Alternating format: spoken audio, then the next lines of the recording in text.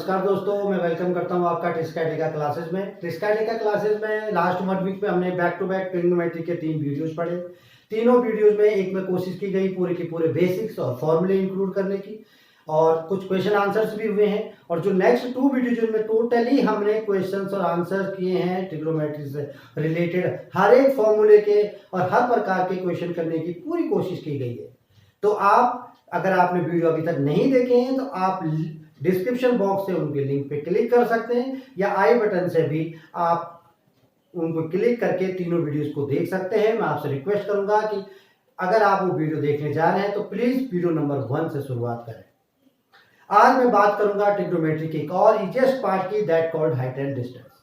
Height and distance trigonometry का ही नहीं बल्कि पूरी मैथमेटिक्स का सबसे आसान हिस्सा है, लेकिन देखा यह जाता है कि स्टूडेंट इसको स्किप करने में भलाई समझते हैं, क्योंकि एक तो थ्योरेटिकल क्वेश्चन होता है, कुछ एंगल्स इस तरीके से दिए होते हैं कि उसको लगता है कि क्वेश्चन पढ़ने में, क्वेश्चन को समझने में, डायग्राम बनाने में मुझे टाइम लगेगा, इससे इसको स्किप कर लूं और आगे क्वेश्चन पे बढ़ूं, क्योंकि समय की कमी होती है।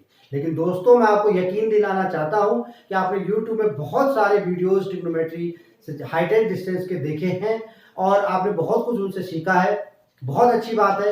मैं आज आपको एक नई चीज बताने की कोशिश करूंगा, नई तरीके से बताने की कोशिश करूंगा, और 2-3 चीजें मैं आपको ऐसे बताऊंगा क्वेश्चन शुरू करने से पहले कि आप उनको अपने दिमाग में, जहन में हमेशा रखिए। हर चीज प्रैक्टिस पे बेस्ड होती है।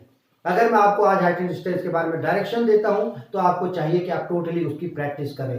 Practice makes a man perfect, जैसे कि आप लोगों ने सुना है और आप लोग जानते हैं। हाइट एंड डिस्टेंस स्किप करने वाला टॉपिक नहीं है, बल्कि बहुत ही जल्दी सॉल्व करने वाला टॉपिक है। बहुत ही आसान है और ये डिपेंड करता है टोटली आपकी इमेजिनेशन पे। आपकी वो इमेजिनेशन आपने समझना है। हर एक क्वेश्चन में आप अपने आप को रख के देख सकते हैं कि अगर मैं इस जगह से उस टावर को देख रहा हूं तो मैं किस एंगल से देख रहा हूं, और उस टावर का जो बेस है पृथ्वी पर जहां पर मैं, उससे मेरी दूरी कितनी है।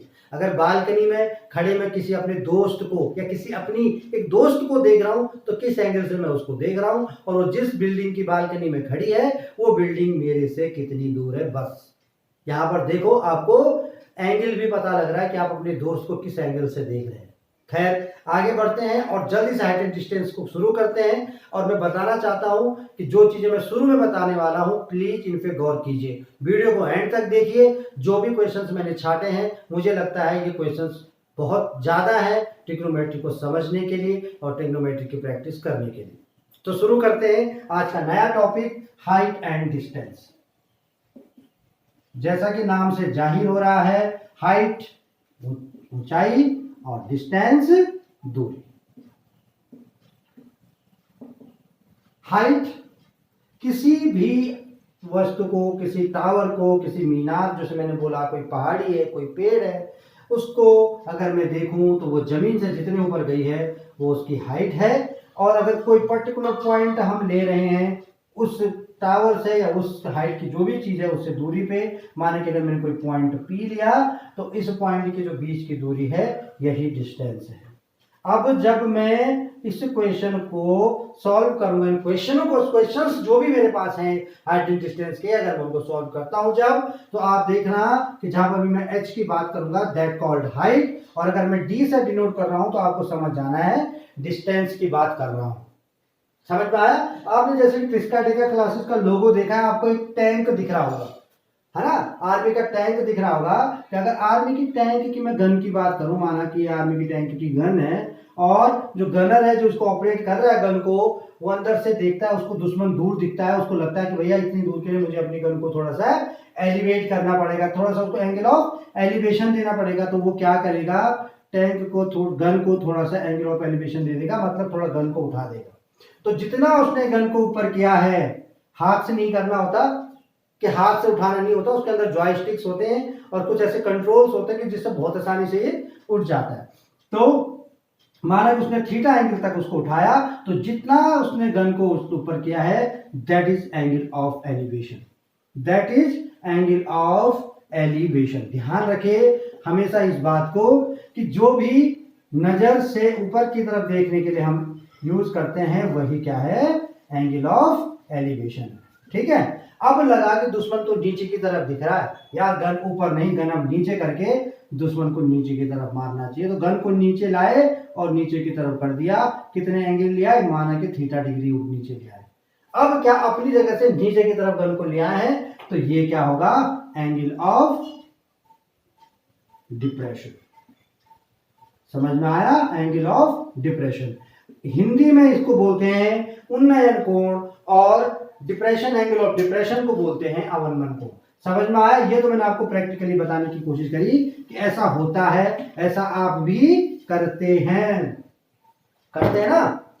अब ये देखिए, इस P पॉइंट से अगर इस टावर को देखना है, इस P पॉइंट से अगर इस टावर को देखना, थीटा एंगल से माना देख रहे हैं, तो यही थीटा एंगल ऑफ एलिवेशन है, एंगल ऑफ एलिवेशन है यही थीटा, ठीक है। और अगर इस टावर की छत से इस पॉइंट को देखना है, तो अब यहां से नहीं देखना है कि कहीं लगे कि ये वाला एंगल, ये बिल्कुल ये नहीं कि स्टूडेंट, कई लोग इसमें भी गलती करते हैं, ये एंगल नहीं, बल्कि जिस तरीके की सीधी लाइन नीचे अर्थ में बनी हुई है, इस तरह की स्काई लाइन पे भी एक लाइन होगी और इस एंगल से थीटा देखा जाएगा, तो यही थीटा होता है एंगल ऑफ डिप्रेशन।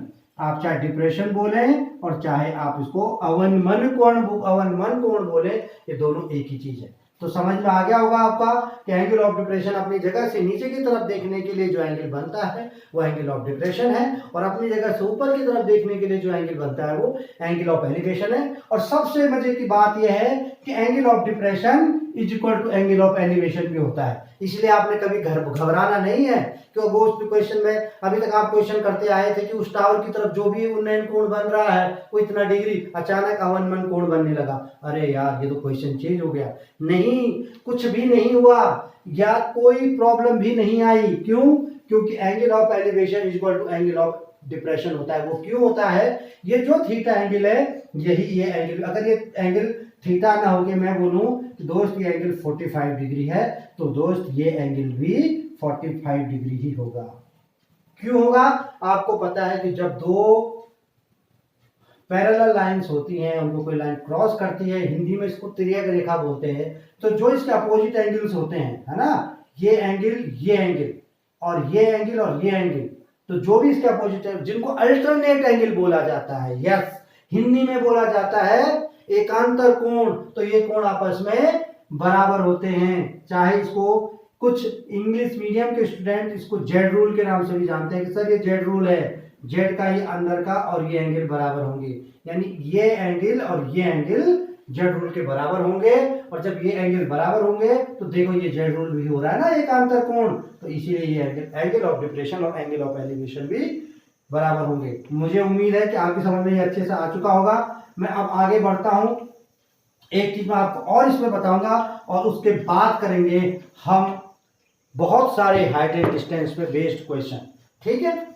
अभी इसमें जो मैं दूसरी बात बताने वाला हूं वो आप लोगों को ऑलरेडी पता है, आपने वीडियो नंबर 1 में भी देख लिया है, और दोबारा मैं आपको बताना चाहता हूं ट्रिग्नोमेट्रिक रेशियोज। ट्रिग्नोमेट्रिक रेशियोज का जानना आपका निहायत ही जरूरी है। सबसे पहले इसमें जो ज्यादातर यूज होने वाला ट्रिग्नोमेट्रिक रेशियो होता है वो tan थीटा और cot थीटा होते हैं। tan थीटा और cot थीटा होने का कारण क्यों होता है? क्योंकि एक हाइट है और 90 डिग्री पर उसमें एक बना हुआ क्या है? डिस्टेंस है। हाइट और डिस्टेंस को अगर मैं ट्रिग्नोमेट्रिक रेशियोज की नजर से देखूं, on the point of view, मैं पाइथागोरस प्रमेय की पॉइंट ऑफ व्यू से देखूं, या मैं उसको जो हाइपोटेन्यूज बेस और परपेंडिकुलर के बेस से देखूं, तो ये देखो जो हाइट थी वही परपेंडिकुलर है इस एंगल के लिए, और ये इसी एंगल के लिए यही बेस है, और परपेंडिकुलर अपॉन बेस जो होता है वो tan थीटा में होता है, या बेस अपॉन परपेंडिकुलर जो होता है वो cot थीटा में होता है। तो जनरली 90% जो क्वेश्चन बेस होते हैं ट्रिग्नोमेट्री के हाइट एंड डिस्टेंस में, वो tan थीटा और cos थीटा पर बेस होते हैं, ठीक है। तो आपने इनकी सारी वैल्यूज को लर्न कर लेना है, लेकिन इसका मतलब ये नहीं है कि sin थीटा और cos थीटा को आप भूल जाओ, वो भी आएगा, ऐसा कुछ नहीं है। कई बार क्वेश्चन ऐसा भी आता है कि एक जो वॉल है, देखो जो ये वॉल है वो 25 मीटर हाइट वॉल पे एक लेडर को रखा गया, तो उस लेडर को 45 डिग्री के एंगल में रखा हुआ है ना, उस लेडर को किसी वॉल पे 45 डिग्री के एंगल में रखा हुआ है, तो उस लेडर की लेंथ कितनी होगी, find the length of the ladder. अगर उसकी जो वॉल थी उसकी हाइट जो है 25 मीटर है, अगर ऐसा बोला है तो उस समय देखो अभी हमको बेस का कोई काम ही खत्म हो गया है। अभी हमको क्या चाहिए, परपेंडिकुलर चाहिए और चाहिए क्या, हाइपोटेन्यूज। तो हाइपोटेन्यूज और परपेंडिकुलर जो होते हैं वो साइन में होते हैं, तो इसलिए यहाँ पर साइन का रोल भी यहाँ पर आ सकता है। कई क्वेश्चन ऐसे होते हैं कि आंधी आई, आंधी से पेड़ टूट के नीचे गिर गया और इतने डिग्री का एंगल बनाने लगा। अभी कोई इतना सीधा पेड़ इतने एक्यूरेसी से तो टूटेगा नहीं, लेकिन एंगल बन जाए, बिल्कुल ऐसा पेड़ था और ऐसे टूट के गिर गया बिल्कुल एंगल बनाने के साथ। लेकिन यहाँ पर आपको इमेजिन करना है, ऐसा हो सकता है, बिल्कुल हो सकता है। अगर ये जंगल के पेड़ टूटने से एंगल नहीं बन सकता, लेकिन आपकी बुक में पेड़ टूटने से एंगल जरूर बन सकता है और आपने बनाना है। ठीक है, हमको मतलब है क्वेश्चन के आंसर से।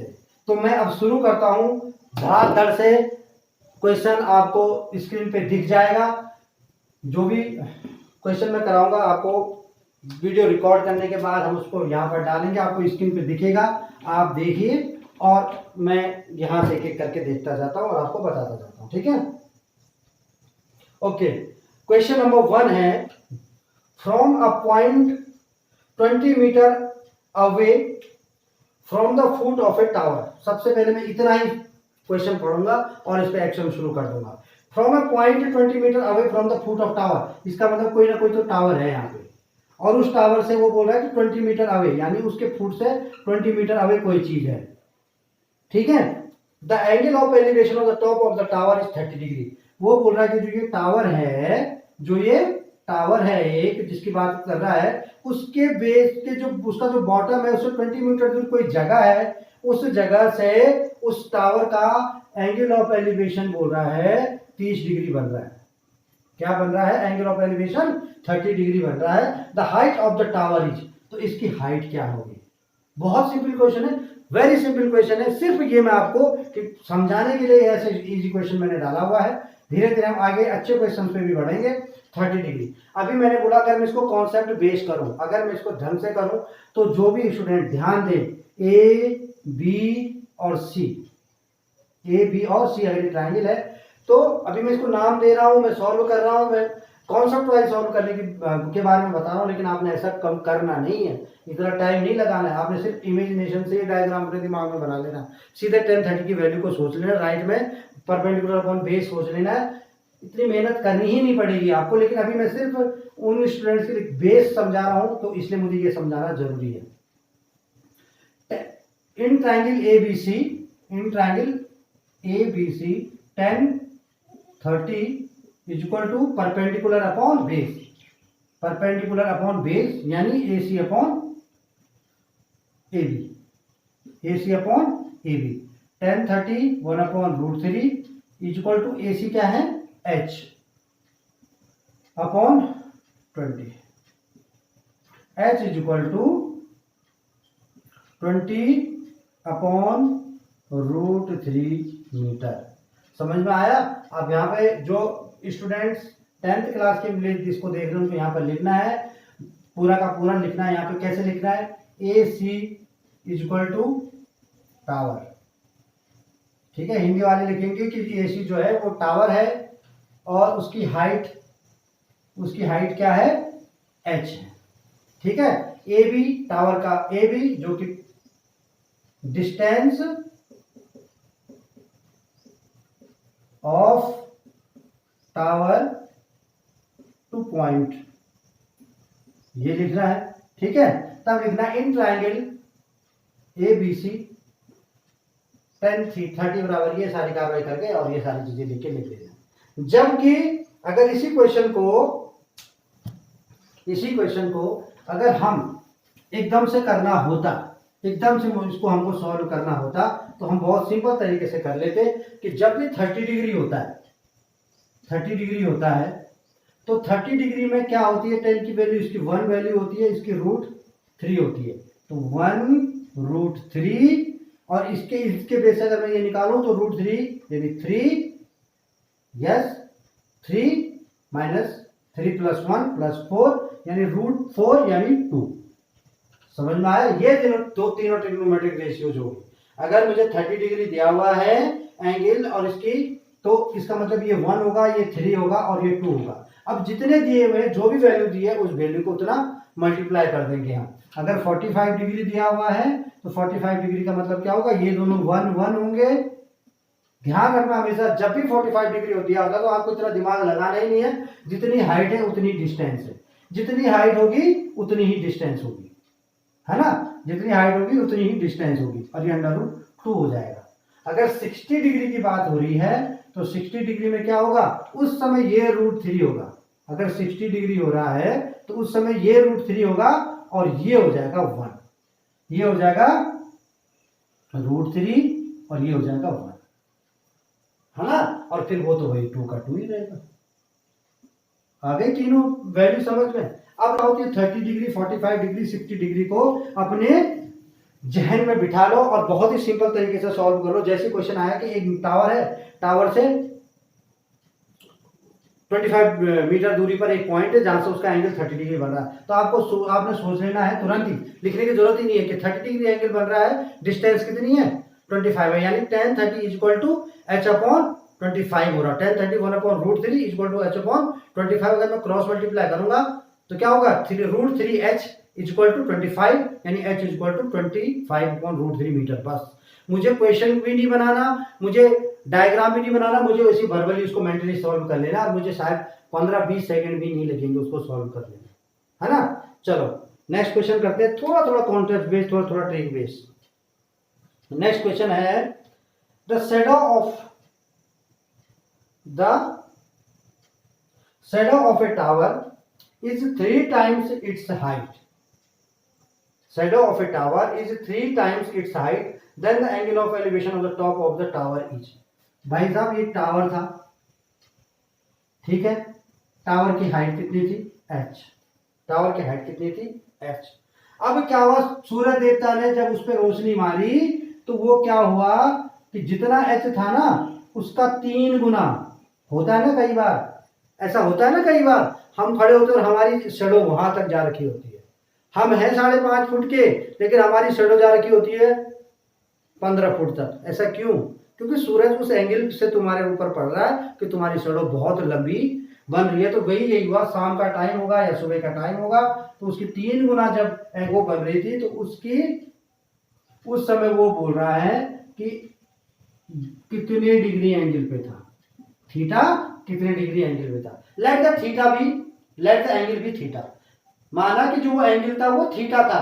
तो अगर मैं देखूं, ध्यान से देखने वाली बात, theta tan theta = h/3h, tan theta = h/√3h। ये क्वेश्चन में है the shadow of a tower is √3 times of its height. h से h कैंसिल हो गया और tan थीटा की वैल्यू आ गई, tan थीटा की वैल्यू क्या आ गई 1/√3, यानी थीटा क्या होता है 30 डिग्री होता है। यानी जब 1/√3 होता है tan थीटा में तो उसकी वैल्यू क्या होती है 30 डिग्री होती है। मुझे उम्मीद है आपकी समझ में आ गया होगा। आप सीधा सीधा उसी वजह से आप कर सकते थे, यहीं से आपसे h से h कैंसिल हो जाता, यहाँ पर 1 बच जाता, 1/√3 हो जाता और 1/√3 थीटा के tan 30 के लिए होता है, 1/√3 tan 30 के लिए होता है। समझ में आया? अभी मैं क्वेश्चन थोड़ा जल्दी मैं बताने की कोशिश करूंगा। अगर कोई बीच में मुझे कोई ट्रिक वाला क्वेश्चन आएगा तो मैं उसको ट्रिक के हिसाब से और कॉन्सेप्ट बेस्ड दोनों बताऊंगा, ठीक है? नेक्स्ट क्वेश्चन पे चलते हैं। Next question, the distance between 2 vertical poles is 60 metre. ध्यान से सुनो, the distance between 2 vertical poles is 60 metre. यानी 2 पोल है, वर्टिकल है, बिल्कुल खड़े कर रखे, बिजली के पोल है, ये दोनों के पोल ये खड़े कर दिए, उनके बीच की बोल रहा है कुछ डिस्टेंस है। कितनी डिस्टेंस है दोनों के बीच में? 60 मीटर की डिस्टेंस है, ठीक है? इतना question clear? The height of one of the poles is double the height of the other. यानी कि जो ये वाला पोल था वो बोल रहा है ये इसके डबल है। अगर ये 2h है तो ये h है। समझ में आया? अगर इसकी हाइट 2 मीटर है तो इसकी हाइट 4 मीटर है। The angle of elevation of the top of the poles, ध्यान देने वाली बात, the angle of elevation of the top of the poles from the middle point of the line, ये जो लाइन है इसका कोई मिडिल पॉइंट है बिल्कुल बीच में, यानी इधर 30 मीटर होगा, इधर 30 मीटर होगा, बिल्कुल बीच से अगर वो देखने की कोशिश करता है ऊपर की तरफ, वहां से अगर देखते हैं तो poles from the middle point of the line segment joining their feet are complementary to each other, are complementary to each other, यानी कि जो मिडिल पॉइंट है, बिल्कुल बीच का जो पॉइंट है, वहां से एक टावर को देखते हैं तो थीटा बनता है और दूसरे टावर के ऊपर देखते हैं तो 90 माइनस थीटा बनता है। यही होता है ना कंप्लीमेंट्री, अरे यही होता है ना कंप्लीमेंट्री। अगर हो सकता है, चलो अगर आप बोलो सर ऐसा क्यों नहीं, ऐसा नहीं होगा, ये 90 माइनस थीटा क्यों होगा, ये 90 माइनस थीटा हो सकता है, भाई कोई भी 90 माइनस थीटा हो सकता है। कंप्लीमेंट्री का एंगल का मतलब क्या है, कोई भी 90 माइनस थीटा हो सकता है, कोई भी थीटा हो सकता है, बस मतलब ये है कि जब मैं दोनों एंगल्स को ऐड करूं तो वो 90 डिग्री बनना चाहिए, बस यही कंप्लीमेंट्री एंगल की बात होती है। समझ में आया? तो मुझे क्या बताना है, मुझे बताना है कि दोनों जो पोल्स हैं उनकी हाइट क्या होगी, दोनों जो पोल्स हैं उनकी हाइट क्या होगी। तो अब देखो, बहुत सिंपल क्वेश्चन है, मैं बहुत जल्दी मैं इसको ट्रिक से बताने की कोशिश करूंगा और साथ में कॉन्सेप्ट बताऊंगा। आपको मेहनत नहीं करनी है, मैंने बोला आपको लाइन टू लाइन जाने की जरूरत नहीं है, सीधा जंप करके जाना है। पहले आप सिर्फ इस ट्राइंगल को देखिए, इस ट्राइंगल की अगर मैं बात करूं तो यहां पर क्या होगा, tan theta equal to h/30, ठीक है। ये देखो मैं ट्राइंगल नंबर 1 में देखा, और अगर मैं ट्राइंगल नंबर 2 की बात करूं तो tan theta minus tan 90 minus theta, tan देखो, चलो मैं इक्वेशन 1 मान लेता हूं थोड़ी देर के लिए, ये tan 90 minus theta 2h/30, 2h/30, लेकिन ये tan 90 माइनस थीटा है तो क्या मैं इसको cot थीटा नहीं लिख सकता? बिल्कुल लिख सकता हूं, मैं इसको बिल्कुल लिख सकता हूं cot थीटा, क्योंकि 90 माइनस थीटा। अब 2h/30 आएगा, ये क्या आएगा, ये 2h/30 है ना। लेकिन मैं क्यों करूं, जब मेरे पास वो ऊपर वाला tan थीटा है तो मैं इसको भी tan थीटा में लिखूंगा, तो ठीक है मैं इसको भी tan थीटा में लिख लेता हूं। अब जब cot थीटा को मैं tan थीटा में बदलता हूं तो ये पूरा का पूरा भी 1 में चला जाएगा, और 1 में चला जाएगा यानी ये क्या हो जाएगा 30/2h, ये बनेगी मेरी इक्वेशन नंबर 2। कितनी जल्दी, चंद सेकंडों में मैंने डिसीजन ले लिया कि tan थीटा जो ये वाला ट्रायंगल है इससे बनता है tan theta equal to h/30, और जो ये वाला ट्रायंगल है इससे बनता है tan 90 माइनस थीटा यानी cot थीटा, और फिर tan थीटा, तो उल्टा हो जाएगा, 2h/30 था तो वो 30/2h हो जाएगा, यानी दोनों थीटा की वैल्यूज है, दोनों थीटा की वैल्यूज है, यानी h/30 इक्वल टू 30/2h हो जाएगा। सही हूं मैं? अब मैं इसको क्रॉस मल्टीप्लाई करता हूं तो 2h² equal to 30 multiply bye 30, और अगर मैं h की वैल्यू निकालता हूं तो ये h ये नीचे जाके 2 हो जाएगा, वहां पर बन जाएगा √2, और 30 यानी 30 में से एक ही बच जाएगा तो ये हो जाएगा 30/√2, यानी एक टावर की हाइट आ गई 30/√2 और दूसरे टावर की हाइट मुझे 2 से मल्टीप्लाई करना पड़ेगा, तो क्या हो जाएगी 60/√2।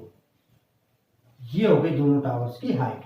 एक टावर की हाइट हो गई 30/√2 और एक की हो गई 60/√2। जनरली जो ट्रिग्नोमेट्री के रूल्स होते हैं, ट्रिग्नोमेट्री के रूल के अनुसार क्या होता है कि नीचे रूट की वैल्यू को हमको हटाने की कोशिश करनी है, तो मैं इसको हटाने की कोशिश क्या करूंगा, उसी के कंजुगेट जो होता है √2 से ऊपर और √2 से नीचे मल्टीप्लाई कर दूंगा। तो जब √2 से मैं ऊपर मल्टीप्लाई करूंगा तो ये 30√2 हो जाएगा, और ये 2 और √2 मल्टीप्लाई करके 2 हो जाएगा, और ये √2 एक ऊपर आ जाएगा, लेकिन जो 2 था उससे ये कैसे हो जाएगा, कैंसिल आउट होकर ये बन जाएगा 15। सेम इसी तरह इस पे एक √2 आ जाएगा पीछे, और √2 ये 2 हो जाएगा, और ये टोटल हो जाएगा 30/2। समझ में आया? तो इसका आंसर जो ऑप्शन में दिया है, आपको दिख रहा होगा क्वेश्चन जो आपने देखा होगा, इसमें दिया हुआ है 15√2 और 30√2, तो एक टावर 15√2 जो छोटा वाला है, और जो बड़ा वाला टावर है वो 30√2। कितनी जल्दी हमने क्वेश्चन को सॉल्व किया, आपकी समझ में आ गया होगा कि मैंने क्या सोच के कैसे इसको करा। हम आगे बढ़ते रहेंगे, ऐसे क्वेश्चन हम करते रहेंगे, ठीक है। अगर कोई भी किस्म का आपको लगता है कि नहीं सर ये तो गलत हो रहा है, ये तो डाउट हो रहा है इसमें, तो प्लीज आप मुझे मेल कर सकते हैं, मुझे पूछ सकते हैं, मैं आपको जरूर भी उस क्वेश्चन को सॉल्व करके बताऊंगा। क्वेश्चन नंबर 4 पे मैं आता हूं। क्वेश्चन नंबर 4, देखो क्वेश्चन नंबर 4 में है the post are X metres, two post are X metres apart and the height of one is double that of the other. Same चीज वही है जो अभी क्वेश्चन था। If from the mid point of the line joining their feet an observer finds the angular elevations of their tops to be complementary then the height of the shorter post is. Same, बिल्कुल same question है। उसने बोला कि दो tower हैं, एक tower ये है, एक टावर ये है, उनकी जो बीच की डिस्टेंस है वो कितनी है, उनकी जो बीच की डिस्टेंस है वो x मीटर है। ये 2h है और ये h है। एक ऑब्जर्वर ने बिल्कुल बीच से, यानी ये x/2 हो जाएगा, ये भी x/2 होगा, बिल्कुल बीच से इसको देखा तो उसको थीटा एंगल दिखाई दिया, और जब उसने इसको देखा तो यहां से उसको 90 - थीटा एंगल दिखाई दिया। वही ना कॉम्प्लीमेंट्री वाली बात हो गई ना, कॉम्प्लीमेंट्री एंगल वाली बात। अब इस अगर मैं इसको देखूं तो यहां हो जाएगा tan theta is equal to h/x/2, तो 2 पर चला जाएगा तो 2h/x। और अगर मैं यहां देखूं तो यहां पर tan theta is equal to, यहां पर tan थीटा, अब यहां पर tan 90 - थीटा था, लेकिन मैं इतना लंबा नहीं करूंगा जैसे मैंने पिछले क्वेश्चन में किया, मैं सीधा जंप कर रहा हूं। tan theta is equal to क्या हो जाएगा, 2h/x/2 होना था, लेकिन अब ये उल्टा होगा, ये उल्टा होगा क्योंकि मैंने 90 - थीटा को थीटा कर दिया है, तो ये हो जाएगा tan theta is equal to x/2/2h, यानी 2 × 4h। ठीक है, 2 × 4h, दोनों 2h, दोनों। इक्वेशन नंबर 1 है, ये भी tan थीटा की वैल्यू है, और इक्वेशन नंबर 2 है, ये भी जो है tan थीटा की वैल्यू है। जब दोनों के दोनों ये tan थीटा की वैल्यू हो तो मैं कह सकता हूं कि 2h/x is equal to x/4h। ठीक है, 4h 2h 8h² is equal to x²। मुझे निकालना क्या है, मुझे क्या फाइंड आउट करना है, मुझे जो छोटे वाला टावर है उसकी हाइट निकालनी, यानी मुझे सिर्फ क्या निकालना है, ये निकालना है। तो h² is equal to x²/8 हो जाएगा। अरे होगा, बिल्कुल होगा। और अगर ये स्क्वायर में है तो अगर मैं इसको स्क्वायर हटा के h कर दूं तो स्क्वायर रूट, इसको भी स्क्वायर रूट में डाल दूं तो x/8 को मैं क्या लिख सकता हूं, 2√2। x को क्या लिख सकता हूं मैं, 2√2। और इसका आंसर आएगा x/2√2, यानी ऑप्शन नंबर 1 इसका आंसर है। समझ में आ गया tan थीटा इक्वल टू मैंने क्या किया, और ये मैंने x/4h कैसे लिखा, ये आपको बिल्कुल समझ जाना है, क्योंकि tan 90 - थीटा 2h/x/2 था, लेकिन थीटा किया तो वो कॉट में हुआ, कॉट को फिर tan में चेंज किया, तो ये अब ये x/2 की जगह 2/h हो जाएगा, उल्टा हो जाएगा। ठीक है, आगे बढ़ू, मिटा दूं इसको फटाफट। जिसको स्क्रीनशॉट लेना वो ले सकता है, जिसको जो आप नोट करना चाहता है वो नोट कर सकता है, पूरा मैं टाइम दूंगा। नेक्स्ट क्वेश्चन है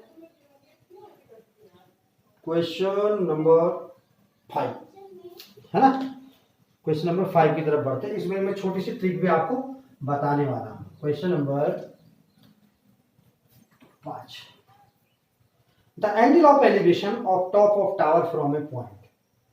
देखो फटाफट आपने इमेजिनेशन को समझना, टावर की बात होगी तो डंडा खड़ा कर दिया, है ना। Angle of elevation of the top of a tower from A point A on the ground is 30 degree. यानी कोई ग्राउंड में जगह थी जहां से उस टावर को देखा जा रहा था, तो उस की टावर की जो टॉप था उसका एंगल बन रहा था 30 डिग्री। ध्यान देना। On moving a distance of 20 metres towards the foot of the tower, 20 metre इस तरफ चल दिए, जो भी था वो ए पे लोकेशन थी और वो बी पे चला गया, कितने दूर, 20 मीटर चला। भाई यहां से मैंने कोई टावर देखा, फिर मैं टावर की तरफ बढ़ने लगा, अब मेरे को टावर ऐसे दिखेगा। अब क्या होगा, एंगल ऑफ एलिवेशन चेंज हो जाएगा, और वो चेंज होके क्या हो जाएगा, 60 डिग्री। क्या हो जाएगा, 60 डिग्री। तो वो बोल रहा है कि find the height of tower. दोस्तों एक चीज मैं यहां पर क्लियर कर दूं, कई दोस्त मेरे कंफ्यूज हो जाते हैं कि इसको 60 लूं कि इसको 60 लूं, या इसको 30 लूं कि इसको 30 लूं। कभी भी जिसको आप जितने दूर दूर जाते हुए देख रहे हैं उतना एंगल ऑफ एलिवेशन कम होता नजर आ रहा है। जैसे जैसे आप उसके नजदीक जाएंगे तो एंगल ऑफ एलिवेशन बढ़ता जाएगा। अगर आप उसकी जड़ पर पहुंच जाएंगे तो ऐसे देखना पड़ेगा, तो एंगल ऑफ एलिवेशन 90 डिग्री हो जाएगा। इसलिए ये ध्यान रखें कि जो डिस्टेंस जितनी दूर होगी उतना ही एंगल कम होता जाएगा। अब वो बोल रहा है कि ये 30 मीटर है, ये 60 मीटर है, तो अब आप बताइए कि इसकी हाइट क्या होगी। दोस्तों इसमें इस टाइप के क्वेश्चन बहुत आते हैं और इसके लिए मैंने एक छोटी सी ट्रिक भी यूज करी है। मैं आपको उस ट्रिक के बारे में बताऊंगा वो क्या किया मैंने। इसमें आपको एक फॉर्मूला में बताऊंगा। फॉर्मूले में क्या होता है, फॉर्मूले का मतलब है यहाँ पर अगर मैं डिस्टेंस क्या बात कर रहा हूं, डिस्टेंस, किस डिस्टेंस की बात कर रहा हूं, इन दोनों की। जब भी मैं इसकी यहाँ इस तरीके के क्वेश्चन में फॉर्मूला यूज करूंगा तो मैं डिस्टेंस यूज करूंगा और डिस्टेंस के लिए मैं क्या लिखूंगा, डी लिखूंगा। फॉर्मूला ध्यान देना, d is equal to H. H क्या है, एच क्या है, हाइट। ब्रैकेट में लिखना cot S minus cot L. बस इस तरीके के क्वेश्चन में आपको ये चीज लर्न करनी है। Distance is equal to height, bracket में cot S minus cot L. L है ये, ठीक है, कहीं अल्फा मत समझ लेना, कॉट एल। अब कॉट एस क्या है, कॉट एल क्या है, बताता हूं। डिस्टेंस, जब इस इस टाइप के क्वेश्चन में डिस्टेंस की बात होगी तो डिस्टेंस का मतलब होगा 20 मीटर जो दी हुई है, is equal to H. H तो मुझे फाइंड आउट करना है, एच की जगह एच लिख दिया। कॉट एस का मतलब होता है कॉट स्मॉल, कॉट एस का माइनस होता है कॉट स्मॉल। कॉट स्मॉल कितना है, 10 कॉट 30 डिग्री। कॉट 30 डिग्री की वैल्यू कितनी होती है, √3 माइनस कॉट एल यानी कॉट लार्ज, कॉट 60 वैल्यू कितनी होती है, 1/√3। सही हूं मैं, is equal to 20 is equal to H. √3 को 3 से मल्टीप्लाई किया, 3 माइनस 1 कितना, 2, यानी ये क्या हो जाएगा, 2/√3। दोस्तों मुझे क्या निकालना है, मुझे निकालनी है हाइट। मुझे क्या निकालना है, मुझे निकालनी है हाइट। तो 2h इज इक्वल टू हो जाएगा 20√3 और h इज इक्वल टू हो जाएगा 10√3 मीटर। एक नजर क्वेश्चन पे मारिए सारे के सारे। मैंने बोला जो ये डिस्टेंस है, जो ये डिस्टेंस है इसको मैं d मानता हूं और ये हाइट जो है ये h मानता हूं। तो d is equal to h bracket cot s minus cot l। ये कॉट s का मतलब कॉट स्मॉल, जो कॉट का स्मॉल एंगल है 30 डिग्री है, माइनस कॉट l, कॉट का जो लार्ज एंगल है वो 60 डिग्री है। तो 20 metre is equal to h, जो भी मैंने वैल्यूज पुट करी, वैल्यूज पुट करने के बाद मुझे पता लग गया कि हाइट 10√3 मीटर होगी, 10√3 मीटर होगी, है ना। है आंसर में 10√3? हाँ, थर्ड ऑप्शन है। कौन सा ऑप्शन है, थर्ड ऑप्शन। ओके, अभी ये तो थी ट्रिक, है ना, कोई ISO सर्टिफाइड ट्रिक नहीं है एक्चुअली। फिर क्वेश्चन अगर मैं कॉन्सेप्ट बेस करूं तो मुझे क्या करना होगा कि मुझे ये x माना कि ये क्या होगा, x। तो पहले मैं बड़ा वाला ट्रायंगल देखूंगा, तो बड़े वाले ट्रायंगल में 1030, बड़ा वाला ट्रायंगल अगर मैं देखूंगा तो 1030 is equal to h/20 plus x हो जाएगा, h/20 प्लस x हो जाएगा। ये हो जाएगा 1/√3, क्या हो जाएगा 1/√3 यानी 20 plus x is equal to √3h, √3h। और x इज इक्वल टू अगर मैं कर दूं तो √3h माइनस 20। यहां से तो मुझे पता लगा ये, है ना, यहां से मुझे पता लग जाएगा ये। अब दूसरे वाले ट्रायंगल से अगर मैं बात करूं तो यहां पर हो जाएगा 1060 यानी √3 इज इक्वल टू h/x। और अगर मैं x की बात करूं तो ये हो जाएगा h/√3, ये हो जाएगा ट्रायंगल और ये नंबर 2। समझ में आया कि नहीं आया? जो ऊपर वाला था उसमें मैंने वो 1030 की वैल्यू 1/√3 से रखा तो क्रॉस मल्टीप्लाई कर दिया। नीचे वाले में मैंने क्या किया, 1060 की वैल्यू रखी तो h/x कर दिया। यानी दोनों की दोनों x की वैल्यूज हैं, ये भी और ये भी, दोनों की दोनों वैल्यूज क्या है, ये x की है। तो क्या मैं इसको ऐसा नहीं लिख सकता हूं, √3h minus 20 equal to h/√3 लिख सकता हूं। क्रॉस मल्टीप्लाई किया तो √3 से √3 मल्टीप्लाई हुआ तो 3h, और ये h यहां से इधर आ जाएगा तो ये क्या यहाँ के आके माइनस h, और ये 20√3 जब मल्टीप्लाई होगा तो माइनस था, वहां जाके हो जाएगा प्लस, तो ये हो जाएगा 20√3 यानी 2h इज इक्वल टू हो जाएगा 20√3 और h इक्वल टू हो जाएगा 10√3 मीटर। यही आया था आंसर, यही आया था आंसर। यहाँ पर जो अकेडमिक्स वाले यहाँ पर पूरी राम कहानी लिखेंगे, ए बी सी डी इसको नाम देंगे। हमको जिसको सिर्फ ऑप्शनों में आंसर ढूंढना है वो तो बहुत जल्दी कर सकता है, एक और शॉर्ट कर सकता है, लेकिन जिसको इसको पूरे कॉन्सेप्ट से करना है तो वो लिखेगा in triangle A C D tan 30 बराबर ये और in triangle B C D यह बी सी डी वाला ट्रायंगल हो गया। जब दोनों की दोनों x की वैल्यू हुई तो x इक्वल टू ये हुआ और सीधा का सीधा equation number 1 equal to equation number 1 2 solve करके आप इसको कर सकते हैं। समझ में आ गया? समझ में आया? बिल्कुल आना निहायत ही जरूरी है दोस्तों, अगर समझ नहीं आया तो बड़ी दिक्कत हो जाएगी, है ना। समझाने के लिए हम बहुत सारे क्वेश्चन करेंगे। अभी हम क्वेश्चन नंबर 6 करते हैं। क्वेश्चन नंबर 6 करते हैं। क्वेश्चन नंबर 6 क्या है? The distance between two pillars of length 16 metre. पहले मैं the distance between two pillars of length 16 metre and 9 metre is x metre. भाई दो पिलर है, क्वेश्चन को पूरा का पूरा समझ लो। दो पिलर है, दो पिलर है, किस हाइट कितनी है? एक की 16 मीटर हाइट है और एक की कितनी मीटर है? 9 मीटर हाइट है। Is x metre. इनके बीच की जो डिस्टेंस है वो कितनी है? x मीटर है। इनके बीच की x मीटर है। If two angles of elevation of their respective top from the bottom of the other are complementary, फिर वही बात कर दी, एक दूसरे के बॉटम से जो एक दूसरे के बॉटम से अगर एक दूसरे के टॉप पे देखे तो एंगल कंप्लीमेंट्री है। अगर मैंने यहां से देखा तो माना थीटा हुआ और यहां से देखा तो मैंने 90 माइनस थीटा हो गया, है ना। To each other then the value of x, यानी इनके बीच की जो डिस्टेंस थी, इनके बीच के जो डिस्टेंस है मुझे वो फाइंड आउट करनी है। समझ में आया दोस्तों? दो टावर है, दो टावर खड़े हैं भैया, एक कॉलोनी है, कॉलोनी में एक तुम्हारी बिल्डिंग है, एक सामने तुम्हारे अंकल जी की बिल्डिंग है। अब तुम्हारी बिल्डिंग जो है वो 16 मीटर हाइट की है, तुम्हारे अंकल जी की 9 मीटर हाइट की है। अब क्या हुआ, तुम्हारे अंकल जी के जो मकान का जो बेस है वहां से तुम्हारे छत का जो एंगल है और तुम्हारे मकान के बेस से तुम्हारे अंकल जी के जो छत का एंगल एलिवेशन एंगल है वो एक दूसरे के कंप्लीमेंट्री हैं। मतलब अगर तुम्हारा 30 डिग्री है तो तुम्हारे अंकल का कितना है? 9 क्या होगा? 90 माइनस 30 60 डिग्री होगा। समझ में आया? तो वो बोल रहा है कि तुम्हारे दोनों घरों के बीच की दूरी कितनी है। समझ में आया? तो सेम चीज मैं इसमें करूंगा कि अगर मैं इस बड़े वाले ट्रायंगल में देखता हूं तुम्हारे घर वाले में, तो इसमें क्या हो जाएगा? tan थीटा इक्वल टू, ध्यान देना, tan theta equal to 16/x। ठीक है। और अगर मैं इस वाले ट्रायंगल में देखता हूं तो इस वाले ट्रायंगल में हो जाएगा tan 90 माइनस थीटा। लेकिन मैं इसको cot 90 माइनस थीटा, तो मुझे इसको cot थीटा करना पड़ेगा। तो cot थीटा करना पड़ेगा तो कर देता हूं मैं cot थीटा, 9/x हो जाएगा।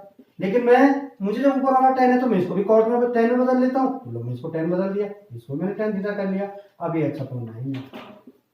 समझ में आया ना? 1 क्या डिनोमिनेटर का भी डिनोमिनेटर था वो न्यूमरेटर में चला गया, ये हो गया। अब दोनों की दोनों tan थीटा की वैल्यूज हैं। अरे है दोनों की दोनों tan थीटा की वैल्यूज?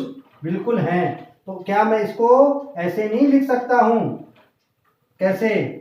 16x/9 दोनों एक tan थीटा की वैल्यू थी ना। अब मैं क्या इसको ऐसे नहीं लिख सकता हूं? x² equal to 16 multiply by 9, या x इक्वल टू 16 का लिख दिया 4 और इसका लिख दिया 3 और ये हो गया 12 और कितना था? मीटर। तो देखो सिर्फ एंगलों से, जो एंगल्स थे दो, एक दूसरे के घर के नीचे से दूसरे के घर की छत का, उसी से आपको उन दोनों के छत के दोनों के घरों के बीच के जो चौड़ी सड़क है जो गेट तक टच है उसका आपने डिस्टेंस निकाल लिया, उसकी आपने चौड़ाई निकाल ली कि कितनी होती है। तो क्या हो गया? 12 मीटर उसकी चौड़ाई आ जाएगी। समझ में आ गया क्वेश्चन? समझ में आया? बहुत आसान क्वेश्चन था। कंप्लीमेंट्री एंगल पे बेस्ड क्वेश्चन मैंने काफी देखे हैं लास्ट कुछ ईयर में। मैं देख रहा हूँ कि कंप्लीमेंट्री पे थोड़ा सा क्या होता है कि इसमें अगर किसी ने इसकी तैयारी नहीं कर रखी होगी, वो आम तैयारी करके जा रहा होगा, तो उसको लगेगा कि यार ये कम्प्लीमेंट्री एंगल कौन सी। तो मैंने कोशिश की कि इसमें मैंने कम्प्लीमेंट्री एंगल के क्वेश्चन भी काफी हद तक डाले हुए है ना। तो अभी हम आगे बढ़ेंगे और नेक्स्ट क्वेश्चन की तरफ बढ़ेंगे। मुझे उम्मीद है कि अभी तक जो भी मैंने आपको समझाया है वो आपको ढंग से समझ आ गया होगा। इसी पे बेस अभी हमारे पास कुछ और टाइप के बचे हुए हैं, वो हम करेंगे और मुझे पूरी उम्मीद है आपको अच्छा लगने वाला है। तो बढ़े आगे। मिटा दिया मैंने, आप साथ के साथ स्क्रीनशॉट लेते रहें और ऑनलाइन स्टूडेंट जो बाकी कोई इसके साथ पढ़ाई कर रहे हैं तो वो क्वेश्चन को नोट करते रहें। नेक्स्ट, ये मैन स्टैंडिंग, पहले मैं क्वेश्चन नंबर डाल देता हूं 7 आज की क्लास का। ये man standing at A point P is watching the top of a tower which makes an angle of elevation of 30 degree। भाई साहब एक आदमी थे, फ्री होके कहीं किसी जगह पे बैठे हुए हैं और वहां से टावर को देख रहे हैं। टावर को देखते देखते उन्होंने हमारे लिए क्वेश्चन पैदा कर दिया। वो अपनी मर्जी से वॉक पे गए, अपनी मर्जी से बैठे बैठे कहीं पार्क में उन्होंने टावर को देखा और उसी से हमारे लिए उन्होंने क्वेश्चन पैदा कर दिया। क्या क्वेश्चन बनाया उन्होंने हमारे लिए? तो भाई जहां पर मैं बैठा हूं पार्क में, वहां से मैं एक टावर को देख रहा हूं तो टावर 30 डिग्री दिख रहा है, ठीक है। अब वो भाई साहब क्या हुआ, मन नहीं लगा उनका, वो खड़ा हुए। The man walk some distance towards the tower and then his angle. अब वो क्या हुए, उस P पॉइंट से उनका मन नहीं लगा, वो यहां जाके टावर को देखने के लिए चले गए। अब उन्होंने क्वेश्चन तो पहले बनाया था, अभी क्वेश्चन को और क्रिटिकल कर दिया। बोला कि भैया मैं यहां गया था, अभी मुझे यहां से 60 डिग्री दिखने लगा, ठीक है। If the height of the tower is 30 metre. अब उन्होंने बोला कि भैया जो टावर है, मैंने बाद में पता किया, जो वो H था उसका 30 मीटर था, हाइट क्या थी उसकी 30 मीटर थी। तो बोला भाई मैं कितना मूवमेंट किया मैंने, यानी PQRS नाम दे दो, मैंने ऐसे में नाम दे दिया। तो उन्होंने बोला कि जो मैंने मूवमेंट करी वो कितनी करी। अभी दोस्तों देखो, मैंने पहले क्वेश्चन में आपको इसलिए एक ट्रिक बताया था कि अगर आपको याद होगा जो मैंने ट्रिक बताई थी, वो ट्रिक मैंने आपको बोली थी कि जब भी मूवमेंट करेगा तो इसको मैं D से डिनोट करूंगा और मैं लिखूंगा D equal to H cot S minus cot L। यही बोला था ना मैंने। और D कितना था, D मुझे इसमें फाइंड करना, H कितना है 30 है, cot स्मॉल कितना है 30 है, cot 30 की वैल्यू होती है √3 और cot 60 स्मॉल cot 60 जो है इसका लार्ज है 1/√3 is equal to 30 multiply by √3 3 minus 1 2/√3 या 60/√3। क्या आ जाएगा 60/√3। दिखाना इसका आंसर 60/√3। तो मैंने वही बोला ना कि ट्रिग्नोमेट्री में आप अगर ऐसे ऑप्शन में दिया हो तो आप यहाँ पे टिक कर सकते हैं। जनरली जो कॉन्सेप्ट बेस्ड जिसको आंसर फाइंड करना है क्वेश्चन को, उसको क्या करना, पक्का इसको √3 से मल्टीप्लाई करना ऊपर नीचे। जब √3 से ये ऊपर मल्टीप्लाई होगा तो ये क्या हो जाएगा 60√3 हो जाएगा और नीचे हो जाएगा 3 और 23 जा 60 तो ये हो जाएगा 20√3 मीटर। तो जो भाई साहब P पॉइंट से Q तक गए, P से Q तक गए, वो कितना गए 20√3 मीटर गए। वो कितना गए 20√3 मीटर गए। ये देखो, ये अपने दिमाग में बिठा लो। इस टाइप का क्वेश्चन बहुत आता है और इसको अपने दिमाग में बिठा लो, जो मैंने आपको पहले भी बताया था। Distance is equal to height, ठीक है, height is equal to cot small minus cot large, ठीक है। अगर आप बोलेंगे सर नहीं हम तो कॉन्सेप्ट बेस करेंगे क्योंकि हमको तो मार्क्स आने हैं, हम तो थ्योरेटिकल क्वेश्चन, हमारे पास तो समय की कोई कमी नहीं है, तो ठीक है। तो उस समय फिर आपको वही कार्रवाई करनी पड़ेगी जो मैंने बोला पहले। आपको ट्रायंगल PRS देखना पड़ेगा। PRS में हो जाएगा 10 30 is equal to H/D plus X। माना कि ये x है, let the distance of QR be x। तो ये हो जाएगा 1/√3 is equal to H/D plus x। समझ में आया? अभी देखो 1/√3 is equal to H/D plus हो, आगे इसको मैं क्रॉस मल्टीप्लाई करूं तो क्या हो जाएगा D plus x is equal to H√3। और सिर्फ मुझे अगर उसमें x चाहिए होगा, चलो मैं D plus X is equal to H root 3। समझ में आया? अब इसको चलो इसको मैं छोड़ता हूं, अब मैं चलता हूं इस पे 1060 वाले पे। 1060 यानी सीधा मैं क्वेश्चन कर लेता हूं, root 3 is equal to 30 upon X, 30 upon X, और ये h कितना था? 30 था, तो ये 30 रूट 3 ऐसा लिख दीजिए, 30 अपॉन एक्स। ठीक है, और x is equal to 30 upon root 3 देना, ध्यान देना। यहां पर x इज इक्वल टू क्या था? 30 रूट 3 माइनस डी था, और उसमें x is equal to 30 upon root 3 था। तो यानी क्या है? 30 root 3 minus D is equal to 30 upon root 3 है। और अगर मैं इसको क्रॉस मल्टीप्लाई करूं तो 30 रूट 3 से मल्टीप्लाई होगा तो 3 हो जाएगा, तो ये हो जाएगा 90 minus root 3d is equal to 30। Root 3d को मैं वहां भेज देता हूँ, 30 को इधर ले आता हूँ, तो 90 माइनस 30 हो जाएगा 60, रूट 3d वहां जाके प्लस हो जाएगा, तो d इज इक्वल टू हो जाएगा 60 अपॉन रूट 3। और 60 अपॉन रूट 3 को मैं d से क्या करता हूं? रूट 3 से ऊपर मल्टीप्लाई, रूट 3 से नीचे मल्टीप्लाई, तो 20 रूट 3 मीटर। आया समझ में? थोड़ा सा बड़ा हो गया क्वेश्चन ये, पर बड़ा सिर्फ दिखने का बड़ा है, सोचने का बड़ा है, करने में बहुत आसान हो जाता है, बिल्कुल क्लियर कट आपका आसान क्वेश्चन आ जाता है। जब आप इसको कॉन्सेप्ट बेस कर रहे हैं तो आपने एक बार ये ट्रायंगल को लेना है और एक बार इस ट्रायंगल को लेना है, इस बड़े वाले ट्रायंगल को लेना है और सॉल्व कर लेना है। तो ये ऐसे करके ही सॉल्व हो जाएगा। मिटा दूं?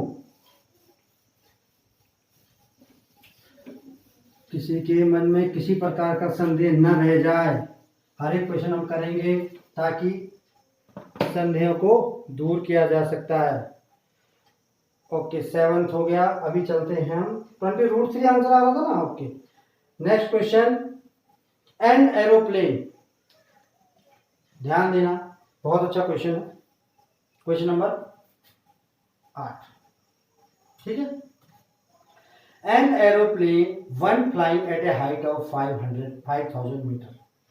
भाई एक हवाई जहाज था, एरोप्लेन था, वो 5000 मीटर यहां पर उड़ रहा था। ए पॉइंट पे उड़ रहा था वो। कितनी दूर, कितनी हाइट थी पृथ्वी से? 5000 मीटर। ठीक है, अब उसी के नीचे एक passes vertically above another aeroplane at an instant when the angles of elevation of the two aeroplanes from the same point on the ground are 60 degree and 45 degree respectively. The vertical distance between the aeroplanes at the instant मतलब एक particular time में, एक time में ऐसा हुआ, एक उसी के ठीक लंबवत वर्टिकली एक और एरोप्लेन आके उड़ने लगा, और एक टाइम ऐसा आया कि जो बिल्कुल वो दोनों एक लाइन में हो गए, एक लाइन में हो गए दोनों के दोनों, है ना। तो उस समय क्या हुआ, एक भाई साहब यहां से उन दोनों हवाई जहाज को ऑब्जर्व कर रहे थे, तो उन्होंने देखा कि जो ऊपर वाला हवाई जहाज है, जो ऊपर वाला हवाई जहाज है उसका बन रहा है कुछ एंगल ऑफ एलिवेशन, और जो नीचे वाला है उसका भी बन रहा है कुछ एंगल ऑफ एलिवेशन, दोनों का अलग अलग। अब देखो, जो एक ही जगह से देख रहे थे भाई साहब, तो जो नीचे वाला होगा उसको कम, उसके लिए गर्दन कम उठानी पड़ेगी ऐसे करके, और जो ऊपर वाला होगा उसके लिए गर्दन ज्यादा उठानी पड़ेगी, यानी उसके लिए उठानी पड़ेगी 60 डिग्री, है ना। अगर तुमको ऐसे लॉजिकली समझ नहीं आ रहा है कि ऐसे क्वेश्चन वाइज समझ नहीं आ रहा कि किस पे कितना डिग्री होगा, तो जो ऊपर ज्यादा ऊपर है उसके लिए गर्दन ज्यादा उठानी पड़ेगी, तो उसके लिए ज्यादा एंगल को हमको गर्दन को मेहनत करवानी होगी, है ना। अब वो बोल रहा है the vertical distance between the aeroplanes at the instant is, इस डी की वैल्यू पूछ रहा है, बोला है इस डी की वैल्यू क्या है। समझ में आया?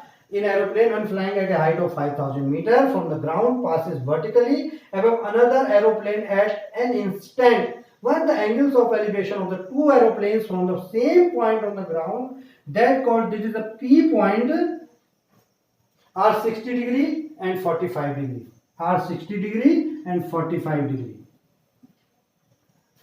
The vertical distance between the aeroplanes at that instant is, जो बोल रहा, जो वो मौका था, वो इंस्टेंट था, जो उसके उस एक पर्टिकुलर एक ऑन द स्पॉट उस समय क्या थी इन दोनों के बीच की दूरी, क्या थी इन दोनों के बीच की दूरी।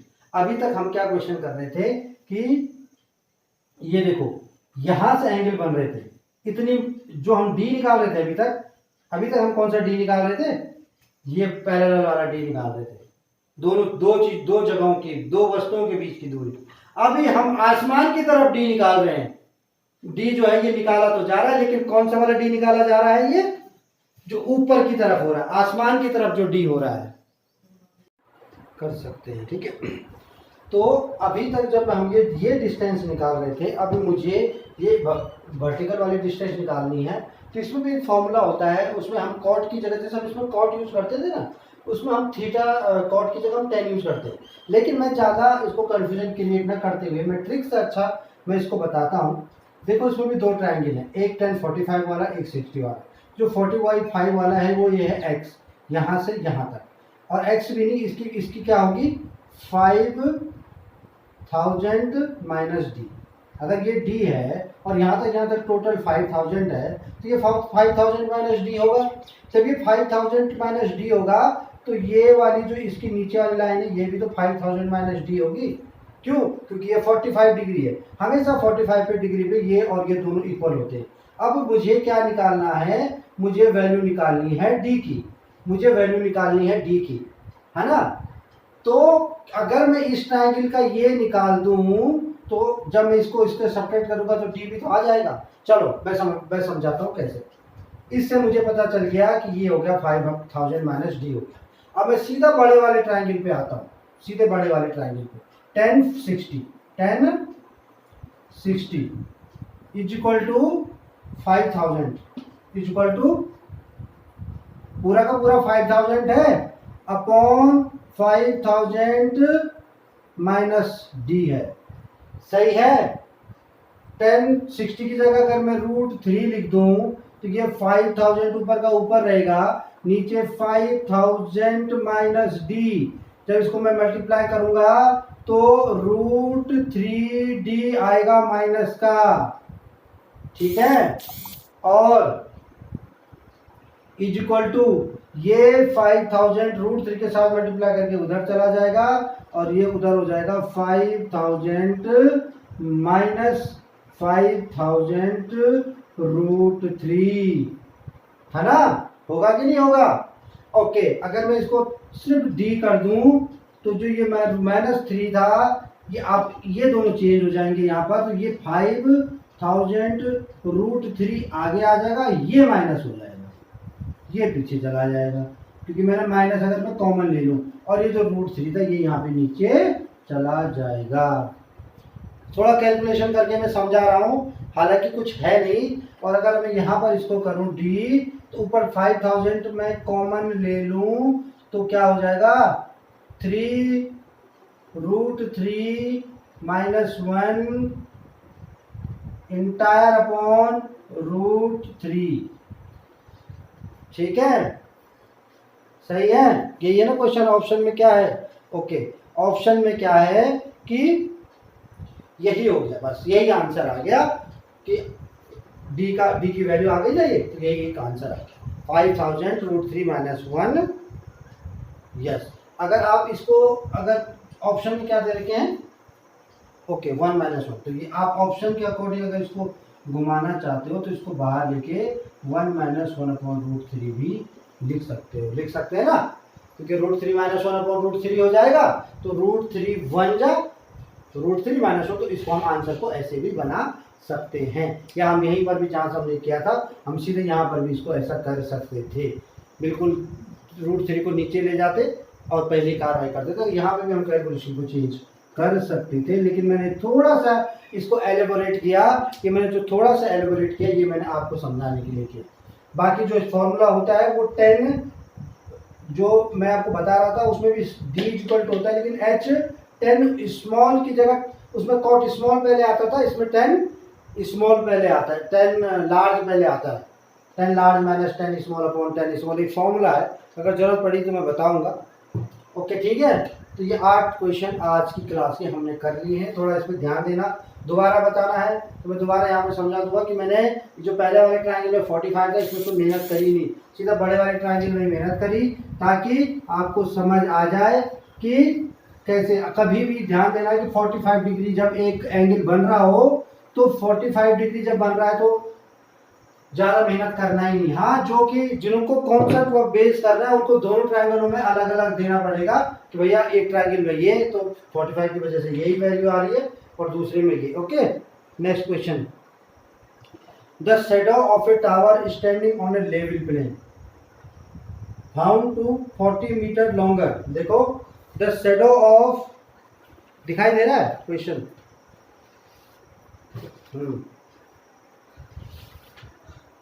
The shadow of a tower standing on a level plane is found to be 40 meter longer. 40 meter longer. When the sun's altitude is 45 degree. ध्यान से सुनो. Then when it is 60 degree, the height of the tower is. अब वो बोल रहा है कि जब 45 डिग्री का एल्टीट्यूड था और जब 60 डिग्री का एल्टीट्यूड हो गया तो दोनों के दोनों में कितने का अंतर हो गया है? 40 मिनट का अंतर हो गया है ना? क्या था? एक टावर है वो यहाँ पर है और सूर्य भगवान जी ने उस पे एंगल बनाया है पृथ्वी के साथ, उसकी शैडो का 60 डिग्री का। कितने का बनाया है? 60 डिग्री का। और जब सूरज थोड़ा और डूबा होगा तो एंगल बढ़ के कितना हो जाएगा? 45 डिग्री हो जाएगा। मैंने बोला ना कि जितना उस पर्टिकुलर चीज से दूर जाते जाएंगे एंगल बढ़ता जाएगा। ऐसे 45 डिग्री ऐसे ऐसे करके 0 डिग्री हो जाएगा, सूर्य भगवान जी पूरा डूब जाएंगे पश्चिम में और खत्म हो जाएगी कहानी, तो 0 डिग्री हो जाएगा। अब वो बोल रहा है कि found to be longer than 40 metre longer. कितना मीटर लॉन्गर बोल रहा है? 40 मीटर।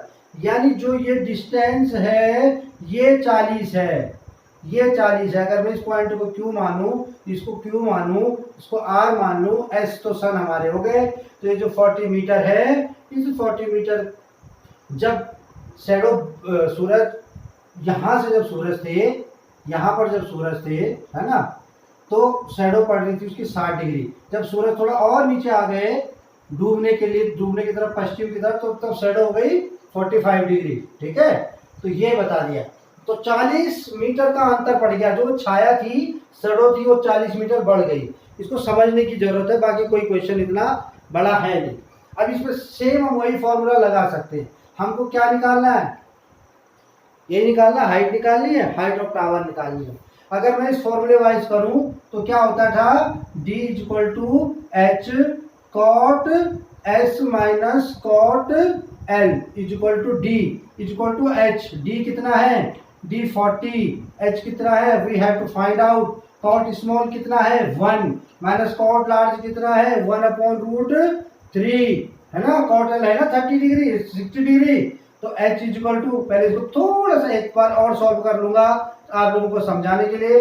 जो इससे पहले वाले क्वेश्चन में था ना, √3 माइनस 1/√3 था ना, तो अब इसको देखो वही चीज है, हमने आंसर के लिए ऐसा बना दिया था। अगर मैं इसको ऐसे कर दूं, h √3 माइनस 1/√3 और ये √3 चला जाएगा 40 के साथ, तो h इक्वल टू क्या हो जाएगा? h इक्वल टू हो जाएगा 40√3/√3 माइनस 1। 40√3/√3 माइनस 1। पहले भी मैंने आपको बताया कि अगर ऑप्शन में ये क्वेश्चन ऐसा आंसर हो गया था तो जो उसका कंजुगेट दिया हुआ है उसी कंजुगेट को जो वो है उसको कंजुगेट से ऊपर नीचे मल्टीप्लाई कर देना है। तो √3 + 1 से ऊपर मल्टीप्लाई और √3 + 1 से नीचे मल्टीप्लाई कर देनी है। ठीक है, अब क्या होगा? √3 माइनस 1 √3, ये तो a² माइनस b² से क्या हो जाएगा? 3 माइनस 1, यानी ये तो हो जाएगा 2, और ऊपर क्या हो जाएगा?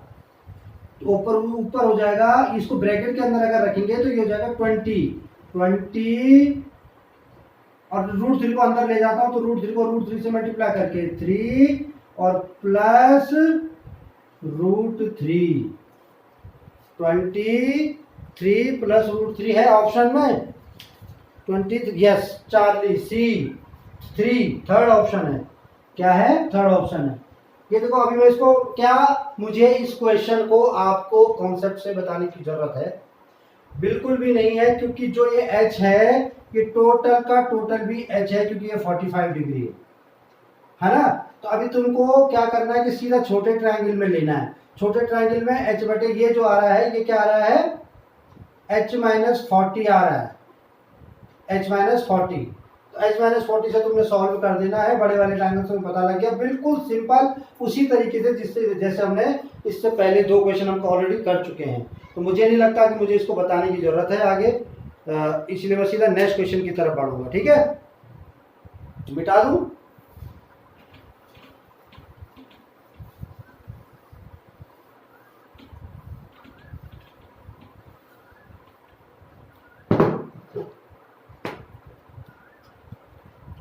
क्वेश्चन नंबर 10, आज की क्लास का question number 10। 2 towers A and B have lengths 45 and 15 meter respectively. The angle of elevation from the bottom of the tower B to the top of the tower A is 60 degree. If the angle of elevation from the bottom of tower A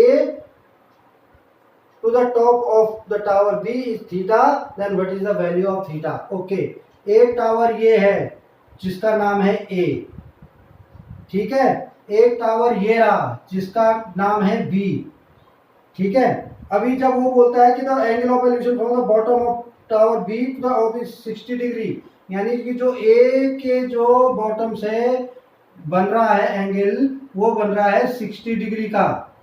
किसके लिए?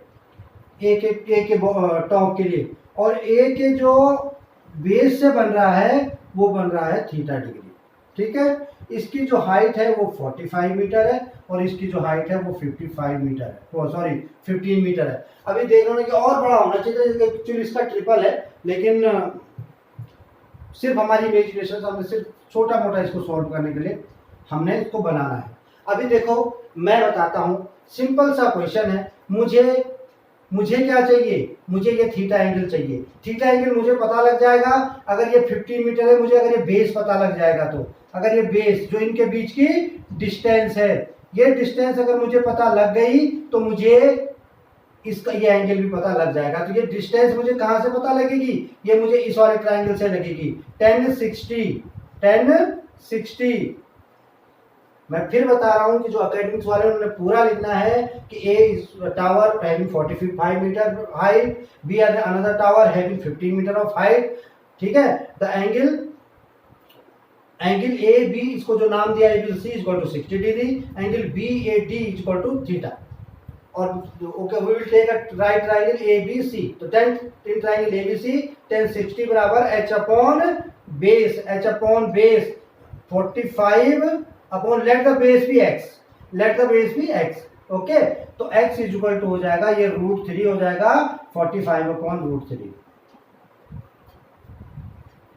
आया कि नहीं आया समझ में? x क्या हो जाएगा? 45 अपॉन √3। अब मुझे निकालना है, ये निकल गया भैया 45 बाई √3। अब बताओ मुझे कि अगर मैं tan थीटा की वैल्यू दोबारा रख दूं, इसमें अगर मैं tan थीटा कर दूं और इसको परपेंडिकुलर अपॉन बेस कर दूं, 45 √3 कर दूं, तो क्या होगा बताओ? क्या हो जाएगा अभी? ओके, इस क्वेश्चन में एक चीज गौर करी, थीटा की वैल्यू नहीं निकालनी है, साइन थीटा निकालना है। क्या निकालना है? Sine theta. क्वेश्चन में देखो sine theta is equal to sine of interpolation है, पर कोई बात नहीं, पहले हम थीटा निकाल लेते हैं, है ना। अब इतना तो हमने कर ही लिया है, तो अभी हम थीटा निकाल लेते हैं। ओके, ठीक है, बिल्कुल सही है। अगर मैं tan थीटा से इसका बेस निकाल लूँ, मुझे एक्चुअली क्या चाहिए? मुझे चाहिए इसमें हाइपोटेन्यूज, मुझे बेस नहीं चाहिए, मुझे हाइपोटेन्यूज चाहिए। क्योंकि sine theta is equal to क्या होता है? Sine theta is equal to perpendicular upon hypotenuse होता है। तो मुझे इस बेस की तो कोई ज़रूरत ही नहीं थी, पर मुझे बेस की ज़रूरत क्यों पड़ेगी? बेस की ज़रूरत मुझे इसको निकालने के लिए पड़ेगी। अब मैं इसको दो तरीके से कर सकता हूँ, 2 मिनट। tan थीटा से मैं इसकी वैल्यू निकाल लूँ। क्वेश्चन थोड़ा सा चेंज हो गया, हमने sin थीटा पे ध्यान नहीं दिया था, तो अब मैं इसकी दो तरीके से निकाल सकता हूँ। ये देखो 45/√3 हुआ, इसको मैं √3 से ऊपर और √3 से नीचे मल्टीप्लाई करूंगा तो ये 3 हो जाएगा, तो ये हो जाएगा 15√3। ध्यान देने वाली बात, इसको मैंने हटा दिया, इसको मैंने कर दिया 15√3। अब मुझे निकालना है ये हाइपोटेन्यूज। मेरे पास परपेंडिकुलर है, मेरे पास बेस है, तो क्या मैं इसको, अगर मैंने डी नाम दिया था, तो क्या AD इक्वल टू 15√3 का स्क्वायर प्लस 15 का स्क्वायर नहीं होगा? बताइए क्यों? पाइथागोरस थ्योरम से 15√3 का स्क्वायर क्या हो जाएगा और 15 का स्क्वायर क्या हो जाएगा, हम इसको सॉल्व करेंगे और हमको पता लग जाएगा। तो ये हो जाएगा 225 इंटू 3 प्लस 225, इस ब्रैकेट को आप क्लोज कर दीजिए। समझ में आ गया? क्या आ गया हाइपोटेन्यूज? क्या आ गया? 225 इंटू 3 प्लस 225, यानी 225 तो हमारे पास दो हो चुके हैं, लेकिन एक प्लस का है। 225 यहाँ पर 3 है। अगर मैं इन दोनों को ऐड करता हूँ, पहले मल्टीप्लाई करूंगा मैं 225 को 3 से, 225 को 3 से मल्टीप्लाई करूंगा और जो भी आएगा उसमें क्या करूंगा मैं, फिर 225 को ऐड कर दूंगा। 225 को मैं इसमें ऐड कर दूंगा। बताओ, अगर ये तो एक तरीका था, तो अभी देखो 225 को अगर मैं 3 से मल्टीप्लाई करूं तो ये कितना आ जाएगा, 775 plus 225 equal to square root 900 equal to 30 तो क्या आ गया आपके पास? हाइपोटेन्यूज। हाइपोटेन्यूज आ गया तो sine theta equal to this upon this, 15/30 is equal to 1/2, और यही इसका आंसर है। और कौन से ऑप्शन में दिया हुआ है 1/2? ऑप्शन नंबर 2 में दिया हुआ है 1/2। इसका मतलब इसका आंसर क्या है? 1/2। ये तो था सीधा जब मैंने साइन थीटा को निकाला। इसके बेस पे अगर मैं पहले ही ध्यान देता, हालांकि ये this is the easiest method, कोई प्रॉब्लम नहीं, मैं 10 से भी इसको निकाल सकता था, मैं बाकी चीजों से भी इसको निकाल सकता था और कोई प्रॉब्लम नहीं है, लेकिन ये मुझे लग रहा है ये आसान तरीका था और ऐसे करके हम इसको सॉल्व कर सकते हैं। ठीक है, समझ में आ गया? बहुत आसान क्वेश्चन है, बहुत ही आसान क्वेश्चन होते हैं। ये जो मैं टाइम ले रहा हूँ यहाँ पर, जो भी मैं टाइम ले रहा हूँ, आपको लग रहा होगा कि 1 मिनट से तो ज्यादा लग रहा है, बिल्कुल लग रहा है 1 मिनट से बहुत ज्यादा लग रहा है, लेकिन ये इसलिए लग रहा है क्योंकि मैं तुम्हें समझा रहा हूँ। अगर इसको ओरिजिनल तरीके से करा जाए तो इसमें आधा मिनट भी नहीं लगने वाला है। अगर इसको सीधा मेंटल तरीके से किया जाए, ये सब सोचने की जरूरत नहीं है, इतना कुछ डायग्राम बनाने की जरूरत नहीं है, इतना कुछ लिखने की जरूरत नहीं है। आप कॉम्पिटिटिव एग्जाम की जो तैयारी कर रहे हैं, अगर वो SSC CGL की तैयारी कर रहे हैं, तो ये कोई टॉफी तो है नहीं, लॉलीपॉप की तरह क्लास 9th के बच्चे की तरह समझाना पड़े। ये मैं सिर्फ जो जितना भी मैं एलोबरेट कर रहा हूँ, वो ये मैं इसलिए कर रहा हूँ कि थोड़ा सा जो एकेडमिक्स वाले देख रहे हैं उनकी समझ में आता रहे। ठीक है, नेक्स्ट क्वेश्चन करें। Okay, a tower is 50 meter high, its shadow is x meter shorter when the sun's altitude is 45 degree then when it is 30 degree। ये क्या बोल रहा है? हर बार की तरह ये ध्यान रखने वाली बात है कि हाँ, a tower is 50 meter high, its shadow is x meter shorter when the sun's altitude is 45 degree then when it is 30 degree the value of x in meter is। अब वही बात हो गई कि अब वो 30 डिग्री और उसका जो 45 डिग्री में उसको डिफरेंस बता रहा है, वो बता रहा है कितना? x metre. ठीक है, तो अभी मैं बोलूं अगर ये है वो टावर जिसका शेडो ये पड़ रहा है जब 45 डिग्री है, जब 45 डिग्री है तो ऐसा शेडो है, और जब थोड़ा सा बढ़ जाता है उसका शेडो तो तब कितना हो जाता है? 30 डिग्री हो जाता है। भाई जैसे जैसे घटता रहेगा, जैसे सूरज भगवान सनसेट की तरफ जाते रहेंगे, वैसे वैसे इसका जो है एंगल भी घटता रहेगा। अब ये कितना है? इतना, ये x है, x मीटर। अब ये 45 डिग्री है। टावर की हाइट कितनी है? 50 मीटर। टावर की हाइट कितनी है? 50 मीटर। टावर क्या है? टावर ए बी है। ठीक है, पहला वाला पॉइंट क्या है? सी है। दूसरा वाला पॉइंट क्या है, डी है, जरूरत पड़े तो। ये सिर्फ उनके लिए, फिर कॉन्सेप्टवाइज करने वालों के लिए, we will take a triangle A B C tan 45 = 50 upon base. लेकिन मुझे जरूरत नहीं, मैंने बोला 45 डिग्री है तो बेहिसाब आप इसको भी 50 मीटर लिख दीजिए, खत्म कहानी, बिल्कुल खत्म। अभी मुझे निकालना क्या है, मुझे वैल्यू ऑफ एक्स निकालनी है, मुझे निकालनी है वैल्यू ऑफ एक्स। तो tan 30 = 50 upon 50 plus x. tan 30 = 1 upon √3, 50 upon 50 plus x, 50 plus x cross multiply करूं, 50 प्लस एक्स = 50 √3, एक्स = 50 कॉमन ले लिया, √3 - 1, x = √3 - 1 मीटर, क्या metre, x = 50 √3 - 1 metre. Option number 2 इसका आंसर है। कितनी देर लगी, लगा 1 मिनट? नहीं लगा, बिल्कुल भी 1 मिनट नहीं लगा। 50 मीटर मैंने बोला, तुरंत इसको मैंने सॉल्व करके इसको कर दिया और हो गया, निकल गया आंसर। ठीक है, आगे बढ़ूं, समझ लो, बिल्कुल ढंग से समझ लो। कहीं पर मैं अगर गलती करता हूं तो प्लीज मुझे बताओ, कमेंट भी करो और मेल भी कर सकते हैं। नेक्स्ट क्वेश्चन है, the angle of elevation of an aeroplane. कौन सा क्वेश्चन हो गया, 12वां क्वेश्चन हो गया। The angle of elevation of an aeroplane from a point on the ground is 45 degree. भाई ये रहा एरोप्लेन, एरोप्लेन को मैंने दे दिया पी, ठीक है। अब क्या था, angle of elevation of aeroplane from A point on the ground is 45 degree.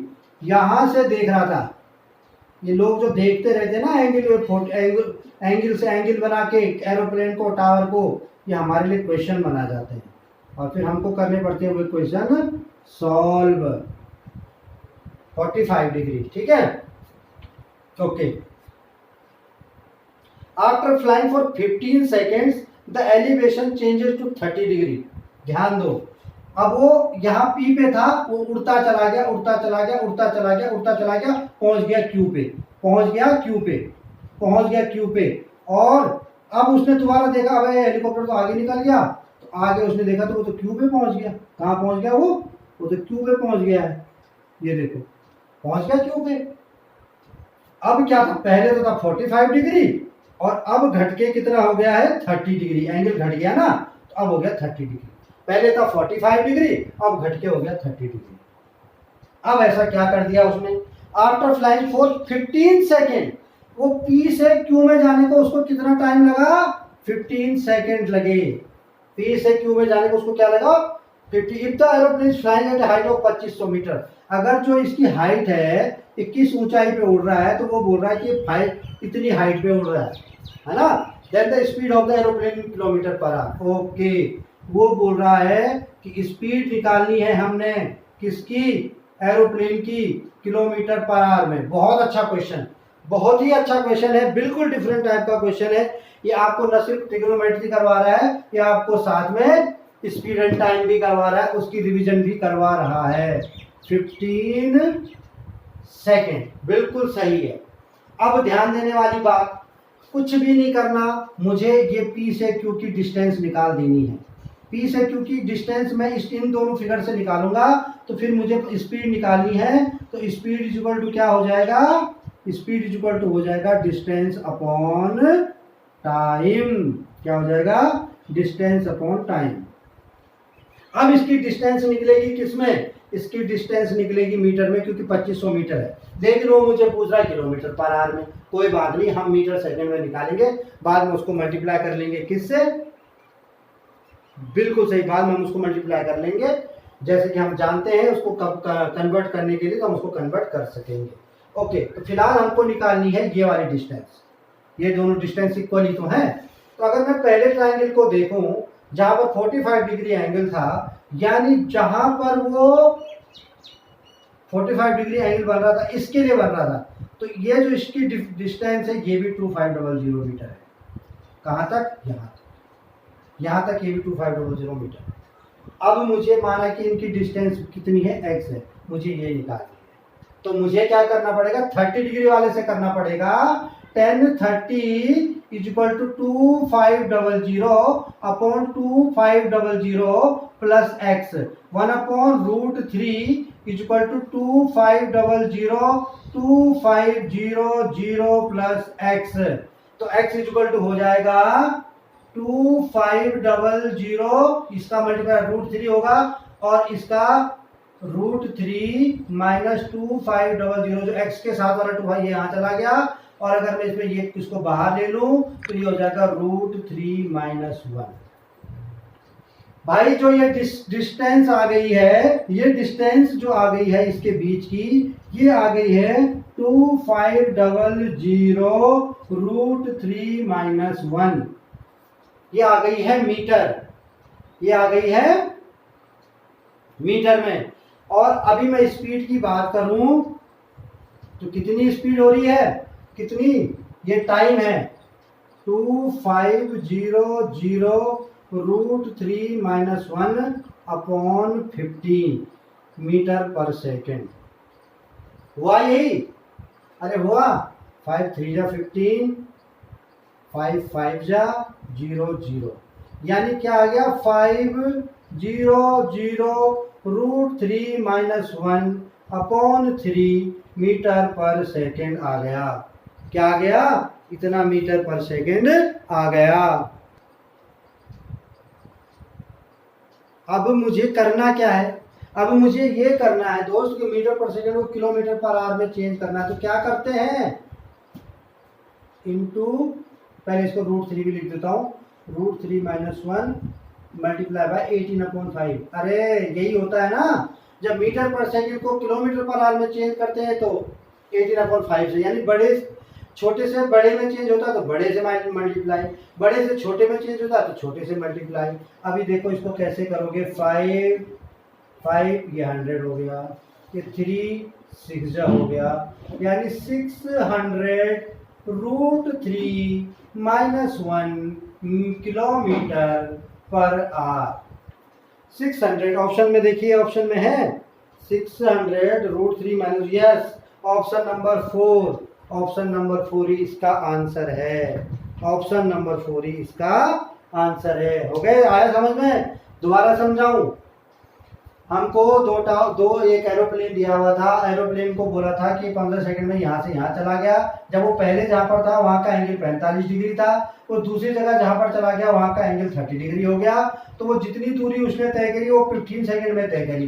तो हमने पता लगा लिया कि उसने कितनी दूरी तय करी, उसने 2500 रूट 3 माइनस 1 दूरी तय करी इतने सेकंड में। तो 1 सेकंड में कितने करी, 1 सेकंड में इतनी करी। इसका मतलब मीटर पर सेकंड, उसकी स्पीड मीटर पर सेकंड में ये हो गई। लेकिन उसने मुझे पूछा कि किलोमीटर पर आवर में क्या होगी, तो मैंने 18/5 से मल्टीप्लाई कर दिया। क्यों? क्योंकि जब हम मीटर पर सेकंड को किलोमीटर पर आवर में बदली करते हैं तो उसको हम 18/5 से मल्टीप्लाई कर देते हैं, और जब किलोमीटर पर आवर को मीटर पर सेकंड में चेंज करते हैं तो उसको 5/18 से मल्टीप्लाई कर देते हैं। तो हमने मल्टीप्लाई कर दिया और हमारे पास आंसर आ गया 600 bracket root 3 minus 1 kilometre per hour. इस स्पीड से हवाई जहाज उड़ रहा है, इस स्पीड से उड़ा रहा है वो हवाई जहाज नहीं उड़ा रहा है, वो तुम्हारे लिए प्रश्नों की झड़ी लगा रहा है। कभी 5000 मीटर ऊपर चला जाता है दूसरे हवाई जहाज के, कभी 3500 मीटर चला जाता है, कभी 60 डिग्री बनाता है तो कभी 30 डिग्री बनाता है। अभी मैं करूंगा क्वेश्चन नंबर 13। क्वेश्चन नंबर 13 क्या है, a person observes that the angle of elevation at the top of a pole is, देखो, a person observes that the angle of elevation at the top of a pole of height 5 meters 30 degree, then the distance of the person, very simple question, 30 degree है, ये 5 है, tan 30 equal to 5 upon base 1 upon root 3 equal to 5 upon base. ये मैं करवाऊंगा नहीं, equation note कर लो, equation note कर लो। ये हाइट हो गई और ये हो गया इसका, ये 5 मीटर है, ये 30 डिग्री है। कितना आसान क्वेश्चन है, बीच में आ गया है। अब ये कितना है, ये 5 है, तुमको ये निकालना है। तो tan 30 इक्वल टू, है ना, 1 upon root 3 equal to 5 upon base. Base निकाल लो, जो भी इसकी डिस्टेंस लिख लो, चाहे इसको 5 रूट 3 आ जाएगा या जो भी आ रहा है, ठीक है। बहुत आसान क्वेश्चन था। Next 14 question, 14 number question, the angle of elevation of A ladder leaning against a wall is 60 degree. बहुत अच्छा क्वेश्चन। और लेडर वाला क्वेश्चन मैं बता रहा था ना पहले, इस टाइप के क्वेश्चन आते रहते हैं। लेडर, ये थी भाई दीवार। The angle of elevation of A ladder leaning against wall is 60 degree. भाई क्या किया कि एक लेडर रख दी। अब ये मैं बोलना कि थोड़ा सा ऊपर भी तो होगी, बैलेंस तो तभी बनेगा। ट्रिग्नोमेट्री में बिल्कुल फिट होती है वहीं पर, ऊपर नीचे होगी तो गड़बड़ हो जाएगी। तो आपने इसको बिल्कुल फिट कोने में बिठाना है, हाइट एंड डिस्टेंस में, ठीक है। Okay, leaning against the wall is 60 degree. ये 60 डिग्री के हिसाब से उसने रखी, जो भी था।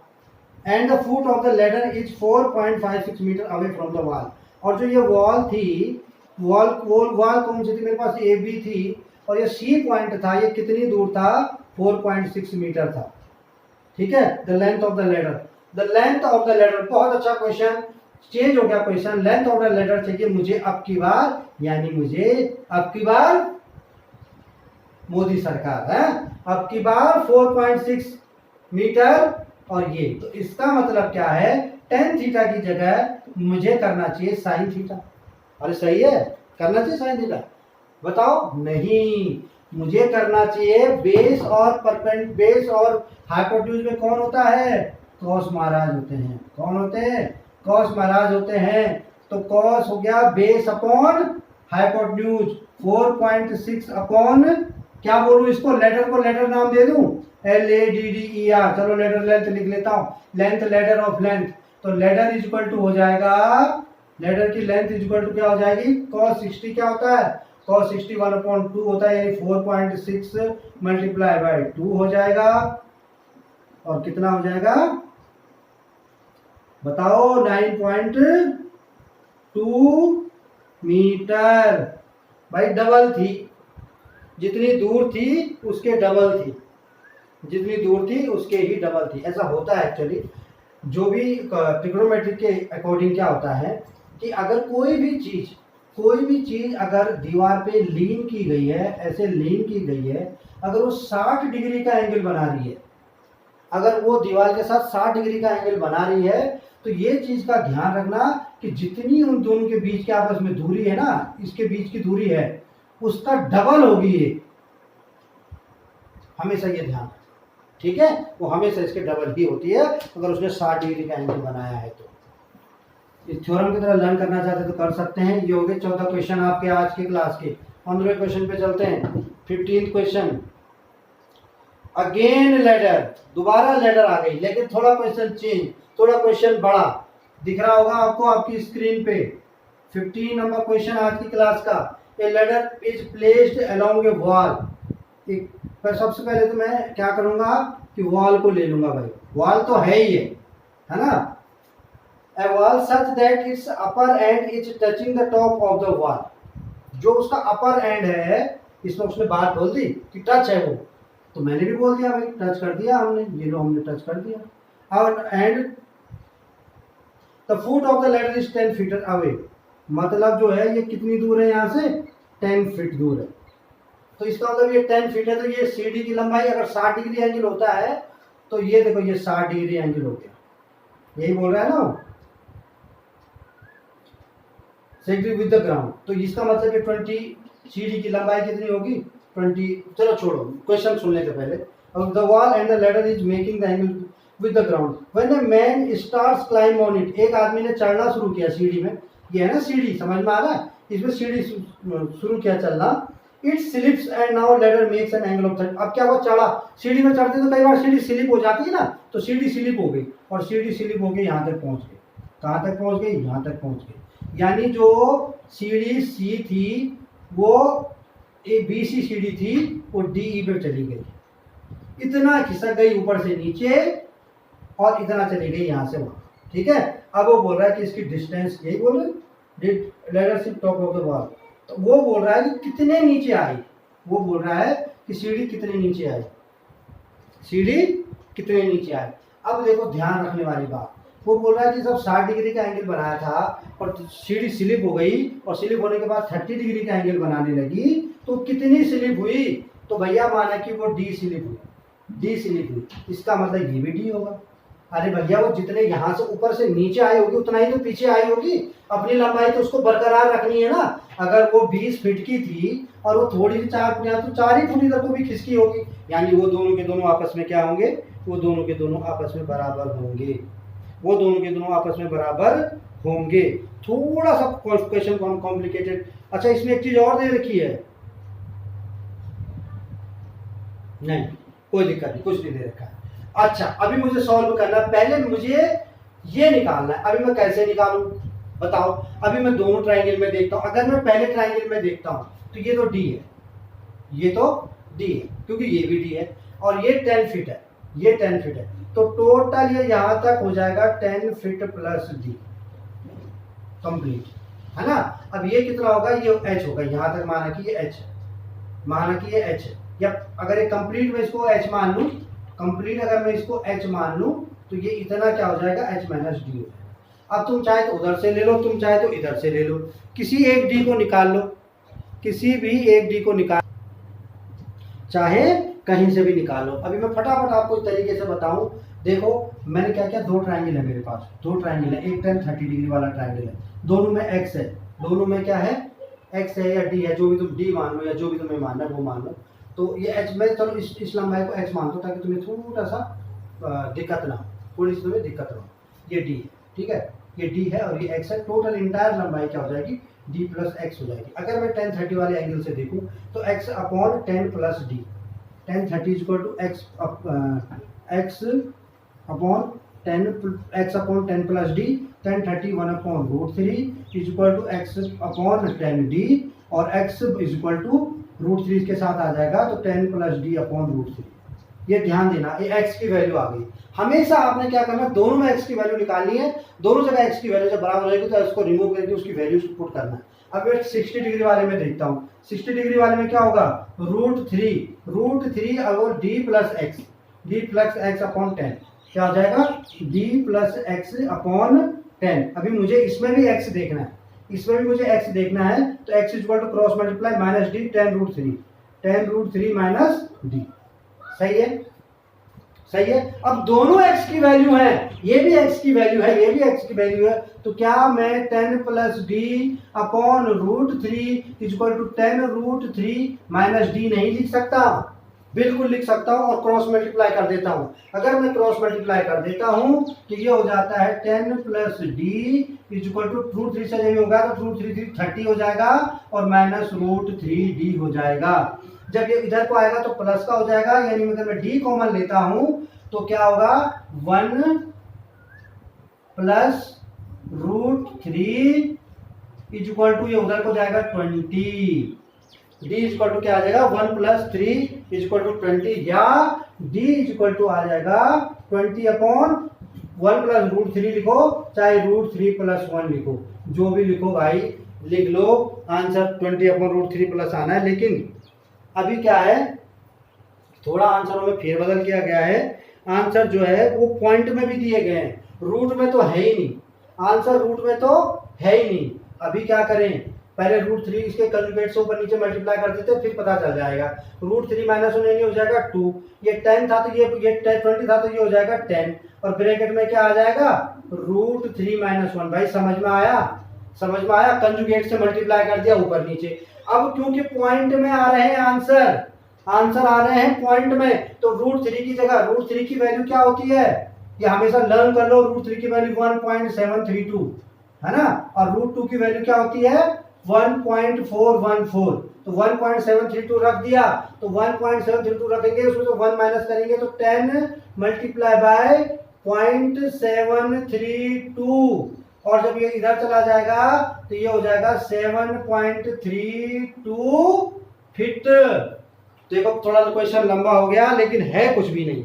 आंसर क्या आ गया, ऑप्शन में है, ऑप्शन थर्ड है, 7.32 फीट दिख रहा है नीचे, मैं ऊपर लिख देता हूं एक बार आंसर, 7.32 फीट आंसर आ गया जब वो 10 से मल्टीप्लाई हुआ। तो समझ में आया कि नहीं आया? बस कहीं भी हाइट एंड डिस्टेंस का सबसे इंपॉर्टेंट बात यह है कि जब भी दो ट्राइंगल होते हैं, जब भी दो ट्राइंगल होंगे तो आपने एक ट्राइंगल के इक्वल टू एक ट्राइंगल को अलग सॉल्व करना है, एक ट्राइंगल को अलग सॉल्व करना है। एक ट्राइंगल को सॉल्व करने में 15 मिनट 15 सेकंड, दूसरे ट्राइंगल को सॉल्व करने में भी 15 सेकंड, मैं ज्यादा बोल रहा हूँ 15 सेकंड भी नहीं लगते, और 15 सेकंड ओवरऑल दोनों को कंबाइन करने में, तो टोटल 45 मिनट 45 सेकंड, मैं क्षमा चाहता हूँ बार बार मिनट निकल रहा है, 45 सेकंड में आपका ये क्वेश्चन कंप्लीट हो जाता है। इतना आसान होता है कि जो भी मैंने पूरी थ्योरी लिखी है, इतना सारा जो मैंने बनाया है, ये मैं इसलिए बना रहा हूँ कि आप लोगों की समझ आ सके।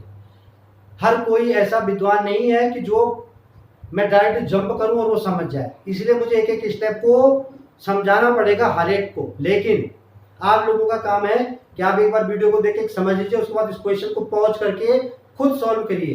कितनी देर में आप सॉल्व कर सकते हैं, हर क्वेश्चन को आप ऐसे कीजिए, ठीक है। तो ये हो गए 15 क्वेश्चन, ये हो गए 15 क्वेश्चन। मुझे लगता है कि आज की क्लास के लिए बहुत है। ट्रिग्नोमेट्री के हाइट एंड डिस्टेंस के पार्ट 1 के लिए 15 क्वेश्चन मैंने अलग अलग तरीके के करवाए, जिनको कराने में मुझे काफ़ी अच्छा लगा और मैंने लगभग हर तरीके के क्वेश्चन आपके पास रखे हैं। थोड़े इनसे चेंज भी है और एक आध ट्रिक जो है मैंने छोड़ी है, जो आज मैं नहीं बता पाया, वो तुरंत इसके बाद बैक टू बैक में दूसरा वीडियो बनाऊंगा, height and distance part 2। I request height and distance part 2 भी जरूर देखिए। उससे पहले पार्ट 1 आप इसको एंजॉय कीजिए, पॉज करके हर एक क्वेश्चन को मार्क कीजिए, डेफिनेटली इसको सॉल्व कीजिए। हर एक क्वेश्चन एक तरीके बद लाया गया है, थोड़ा डिफिकल्टी लेवल को भी बढ़ाया गया है, तो आपको मजा आने वाला है। बाकी मिलते हैं नेक्स्ट वीडियो में। Thank you for watching height and distance with triskaideka classes. जय हिंद, जय भारत।